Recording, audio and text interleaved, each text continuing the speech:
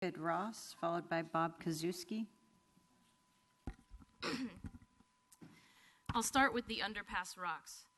If reports are true that what was in fact requested was for the curb to be painted red and lighting installed for safety, it is unfathomable that neither request was fulfilled, to instead make way for these rocks from hell.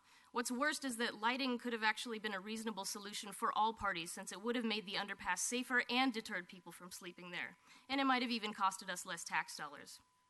If any of us became homeless tomorrow in San Diego, we're looking at a month-long wait to even get an emergency shelter bed, a 2-month wait for storage, and forget permanent housing. In the meantime, we would need to set up tents outside with all of our possessions constantly subject to theft and confiscation. And the police are no longer even following their own rules of doing sweeps between the overnight hours of 9 and 5:30. Now they're coming for people as early as 4 a.m., unannounced, and not even offering replacement shelter as they are required to.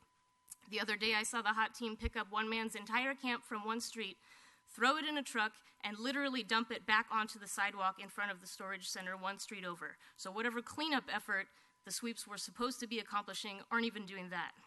And at the same time, the cops are now rounding up and destroying individuals' property daily. They're also shirking their foremost responsibilities of investigating theft and violence.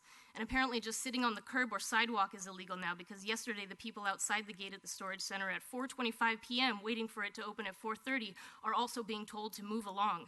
I highly doubt that someone in a suit waiting outside a Starbucks for 5 minutes before they open would be subject to the same police harassment.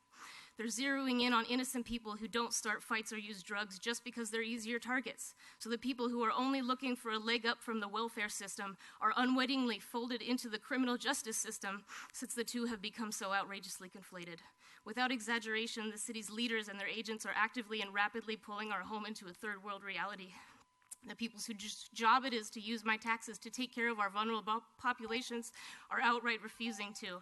I'm here to help. I'll do anything I can, so please meet me halfway by doing your part of the job. Thank you, David Ross, followed by Bob Kazuski, followed by Hud Collins.